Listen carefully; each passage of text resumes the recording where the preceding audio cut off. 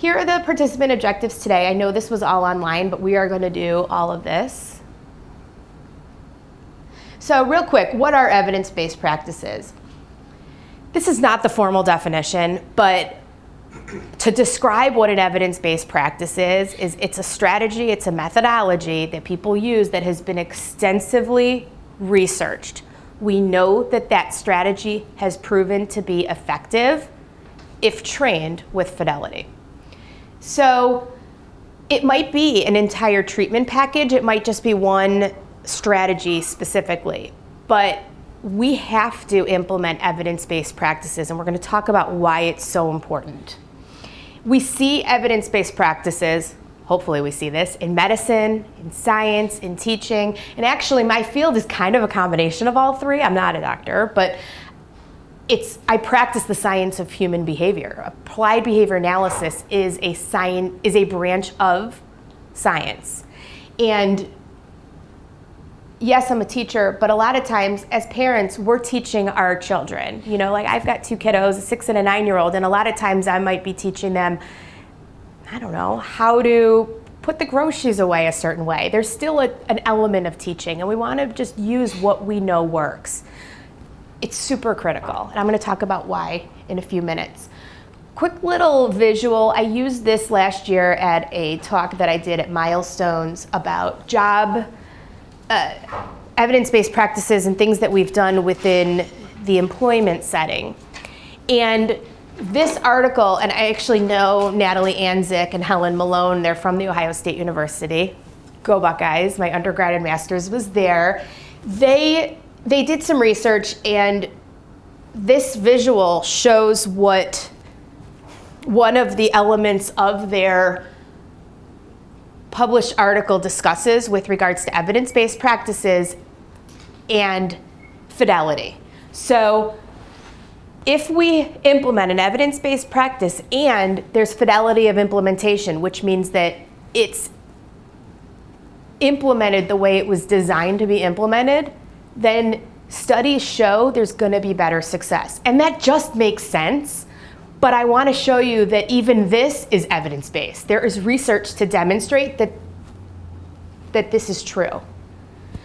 So we meaning special education teachers, board certified behavior analysts, people in the field. If you're working with a neuropsychologist, they have similar mandates where they have to implement evidence-based practices. And IDEA, Individuals with Disabilities Education Act, the law that we go by to provide special education, to allow the funding, all that specifies that evidence-based practices should be used. But I gotta say, I mean, I've been in the field now, this is my 21st year, that's crazy to say, but unfortunately, I've had the conversations, because I do so much with public schools, and just training of lots of different professionals. I've had so many conversations, not to be like a Debbie Downer, but people have said to me, oh yeah, I'm using this practice because it's an evidence-based practice. I just had a conversation the other day with a colleague who's a doctorate level specialist who said to me, hey Rachel, we bumped into each other at Starbucks. We were talking about the world and the field, and she said, hey, my kid who lives in a different town is working with an early interventionist, and they're implementing this particular method. Have you ever heard of the blah, blah, blah method? I don't remember what it was called, and it really doesn't matter what it was called. And I said, I've never heard of it. She goes, is this a good thing? I said, I don't know, but do you know if it's evidence-based? She goes, I don't know if it is. Like, here a professional came into her granddaughter's house and was giving these recommendations of a specific methodology to try with the little 3-year-old who's demonstrating some difficulties. And this professional may not have been giving a recommendation on an evidence-based practice. So why use it? How do we know it's going to work? I mean, it's like we could say, let's just come in with a magic wand and bibbidi bobbidi boo. No, we have to use measures that work. You have to. A lot of us have code of ethics too, to make sure that we are following that. So why are evidence-based practices important? Well, think about the sore throat, right? we all gone to the doctor with a specific physical ailment, our throat hurts. A lot of times we can kind of tell it's probably strep. There is sound evidence that indicates a certain medicine is going to take care of strep. It's going to wipe it out and you're going to be okay. But if we didn't use that medicine, which is evidence-based, to work and take care of the strep, whatever the word, strep has a longer word, but let's just call it strep, the kiddo's going to get sick and could get scarlet fever, and it could be very scary, or the adult. So with medicine, we're going to use what works to treat the strep throat.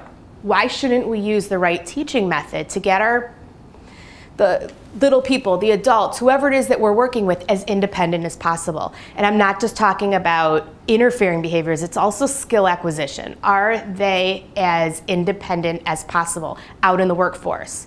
When they're sitting in science class, maybe they don't need staff in there to work with them one-on-one. You know, if they're in the regular ed setting, that's awesome. And if they have a paraprofessional, hopefully the IEP team deemed that was needed for their least restrictive environment. But maybe they don't need that much support and they can be more independent. Just a little bit more on the research. So with regards to, I happen to have done a talk at an autism conference. So this research is autism related, where it shows that aggression in ASD is higher than other rates with other DD related disabilities. And interventions stemming from FBA are more effective. FBA is the first evidence-based practice we're going to talk about.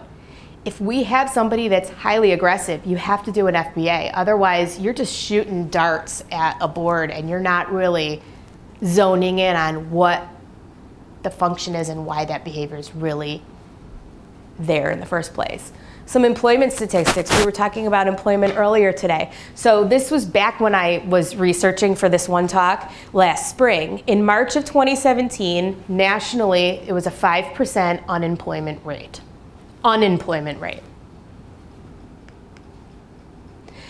For people with disabilities, according to this one article, and this was in spring of 2017, 50% of adults with ASD are underemployed, which means they're not working where they should, they're not able to keep a job, they're not doing things that are at their level or something that they want to do, or maybe they're not working enough hours. Maybe they want to work a 40-hour week and can, but they're only able to get a 10-hour-a-week job. That's underemployed. The highest unemployment rate of any disability category studied was ASD, autism spectrum disorder.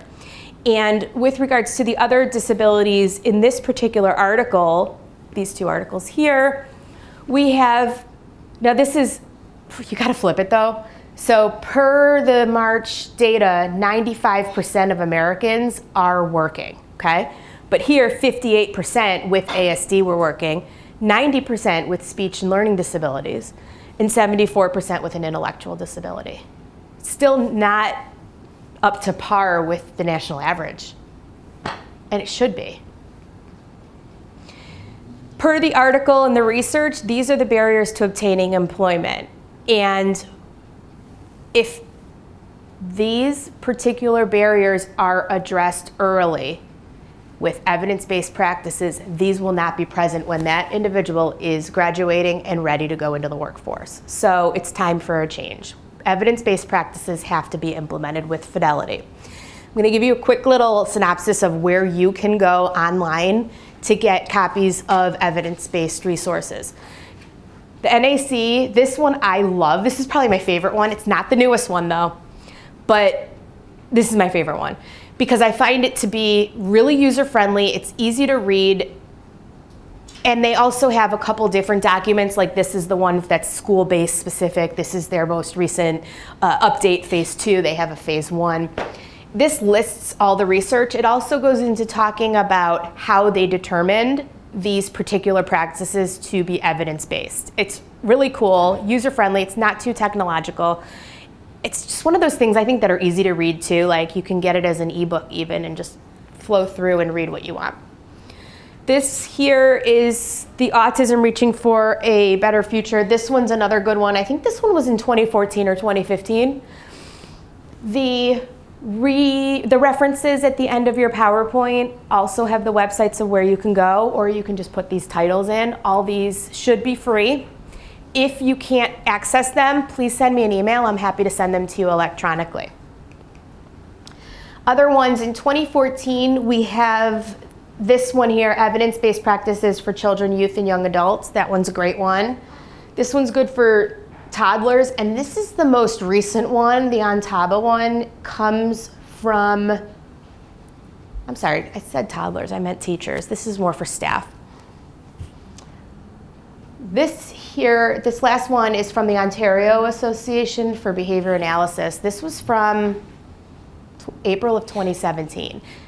In this particular document, and this is also free online, they compare, all of them are, they compare the NAC data with the National Professional, the NPCD one. I'm forgetting what the title, what the acronym of that organization is, but it's really kind of cool because, you know, one organization might say a specific strategy is evidence-based and the other one doesn't.